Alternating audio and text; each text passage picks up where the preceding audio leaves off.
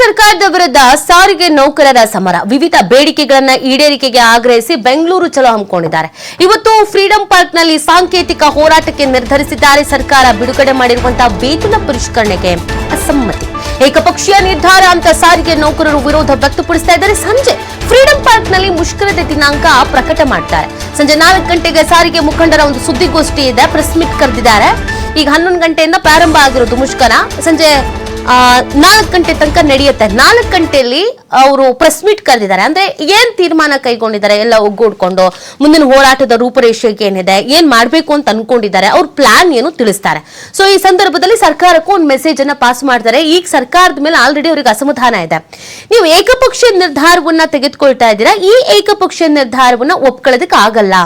ನಿಮಗೇನ್ ಬೇಕೋ ಅಥವಾ ನಿಮ್ಗೇನ್ ಅನ್ಸುತ್ತೋ ಅದು ನೀವು ನಿರ್ಧಾರ ತೆಗೆದುಕೊಂಡು ಇದನ್ನ ಮಾಡ್ತೀವಿ ಒಪ್ಕೊಳ್ಳಿ ಅಂದಿದ ತಕ್ಷಣ ಆಗಲ್ಲ. ನಮ್ ಬೇಡಿಕೆ ಏನಿದೆ 38 ತಿಂಗಳಂತ ಏನ್ ಹೇಳ್ತಾ ಇದ್ದಾರೋ ಅದನ್ನ ಹಾಗೆ ಮುಂದುವರ್ಸ್ಕೊಂಡು ಹೋಗ್ತೀವಿ.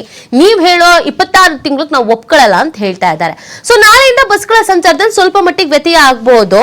ಇವತ್ತಿನಿಂದ ಸಮಸ್ಯೆ ಶುರು ಆಗುತ್ತೇನೋ, ನಾಳೆಯಿಂದ ಸ್ವಲ್ಪ ಮಟ್ಟಿಗೆ ವ್ಯತ್ಯಯ ಆಗ್ಬಹುದು. ಹಂಗಾಗಿ ಊರ್ ಕಡೆ ಎಲ್ಲ ಬಸ್ ಬರ್ತಾ ಇಲ್ಲ, ಯಾಕೋ ಗೊತ್ತಿಲ್ಲ, ಬಸ್ಸೇ ಕರೆಕ್ಟ್ ಆಗಿಲ್ಲ. ಇಷ್ಟೊತ್ತಿಗಾಗಲೇ 5 ಬಸ್ ಹೋಗಿರ್ತಿತ್ತು, ಬೆಳಗ್ಗೆಯಿಂದ ಸಂಜೆ ತನಕ ಇನ್ನು 2 ಬಸ್ ಹೋಗಿದೆ, ಟೈಮಿಗೆ ಕರೆಕ್ಟ್ ಆಗಿ ಬರ್ತಾ ಇಲ್ಲ ಅಂತಂದ್ರೆ ಕಾರಣ ಇಷ್ಟೇನೆ. ವಿವಿಧ ಬೇಡಿಕೆಗಳನ್ನ ಈಡೇರಿಸಬೇಕು ಅಂತ ಆಗ್ರಹಿಸಿ ಈ ಒಂದು ಪ್ರತಿಭಟನೆಗೆ ಕರೆಯನ್ನ ಕೊಟ್ಟಿರುವಂತದ್ದು.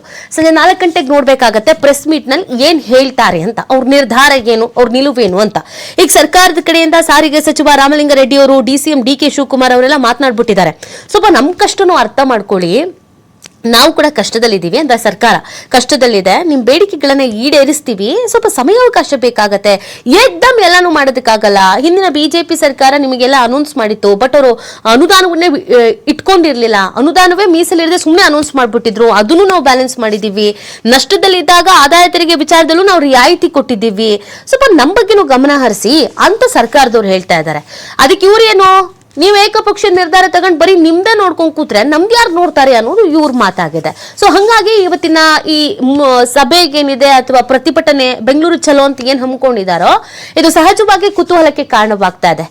ಕೇವಲ ಇವತ್ತು ರಾಜ್ಯದಲ್ಲಿ ಇರೋರು ಮಾತ್ರ ಬನ್ನಿ ಅಂತ ಹೇಳಿದ್ದಾರೆ, ತೊಂದರೆಗಿಂದ್ರೆ ಆಗ್ಬಾರ್ದು ಅಂತ. ಬಟ್ ಇವತ್ತು ಕೂತು ಡಿಸೈಡ್ ಮಾಡ್ತಾರಲ್ಲ ಮುಂದಿನ ಹೋರಾಟ ಹೇಗಿರ್ಬೇಕು, ಅದು ಸರ್ಕಾರಕ್ಕೆ ಬಿಸಿ ಮುಟ್ಟಿಸ್ಬೇಕು, ತಾವು ಇಟ್ಟಿರುವಂತ ಬೇಡಿಕೆ ಈಡೇರ್ಬೇಕು ಅಂತ. ಅದು ಎಷ್ಟರ ಮಟ್ಟಿಗೆ ಎಫೆಕ್ಟಿವ್ ಆಗಿರುತ್ತೆ ಅನ್ನೋದು ನೋಡ್ಬೇಕಾಗತ್ತೆ.